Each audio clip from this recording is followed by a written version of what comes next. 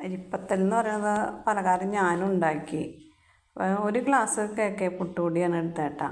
3/4 kilo അരിപ്പൊടി എന്ന് വെച്ചാൽ പത്തിരിപ്പൊടി ഇട്ട് ഞാൻ ഉണ്ടാക്കിയത്. ഈ കേക്ക് പുട്ടുപൊടി ഞാൻ ഒരു ഗ്ലാസ് പൊടിക്ക് ഒരു ഗ്ലാസ് വെള്ളം ഒഴിച്ച് അത് ഒന്ന് കുതിർത്തതിന് ശേഷമാണ് ഈ പത്തിരിപ്പൊടിയുടെ കൂടിയിട്ട് ഞാൻ കുഴച്ചത്. ഉപ്പൊക്കെ ഇട്ട് ഇച്ചിരി ജീരകവും കുറച്ച് 2-3 കഷ്ണം ഉള്ളിയും ഒരു കുറച്ച് തേങ്ങ ചിരണ്ടിയതും കൂടി ഞാനിട്ട് അരച്ചിട്ടാണ് അതിനകത്ത് ഒഴിച്ച് നല്ലോണം കുഴച്ച് വെച്ചത്. ഉണ്ടാക്കിയിട്ട് നല്ലതായിരുന്നു, നല്ല ടേസ്റ്റോടുകൂടി. നമുക്ക് ഞാനിന്ന് മുട്ടക്കറിയും കൂടി ഉണ്ടാക്കിയിട്ടാണ് പിള്ളേർക്ക് അത് കൊടുത്തത്.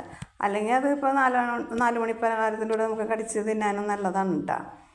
പിള്ളേർക്ക് ഞാൻ മുട്ടക്കറി വേണമെന്ന് പറഞ്ഞാൽ ഞാനത് ഉണ്ടാക്കി കൊടുത്തത് നല്ല ടേസ്റ്റൊക്കെ ഉണ്ടായിരുന്നു.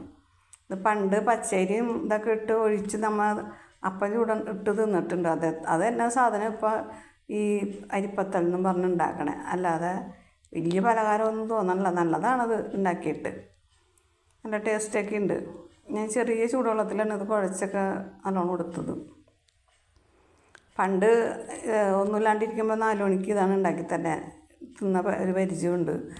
പച്ചരിയും ഇത്തിരി ജീരകവും തേങ്ങയൊക്കെ ഇട്ട് ഉള്ളിയൊക്കെ ഇട്ട് അരച്ചിട്ട് ദോശ പാത്രത്തിൽ ഒഴിച്ച് ചുടുമായിരുന്നു ഈ പലഹാരം. അതിപ്പോൾ കയ്യിൽ നല്ലോണം പത്തിരി പോലെ തന്നെ ഉണ്ടാക്കി എടുക്കുകയാണ്. നല്ല ടേസ്റ്റ് ഉണ്ടാക്കിയിട്ട് നല്ലതാണ്, നല്ല ടേസ്റ്റോടുകൂടി കഴിച്ച് നല്ല ഭംഗിയിൽ കിട്ടിയത് കണ്ട.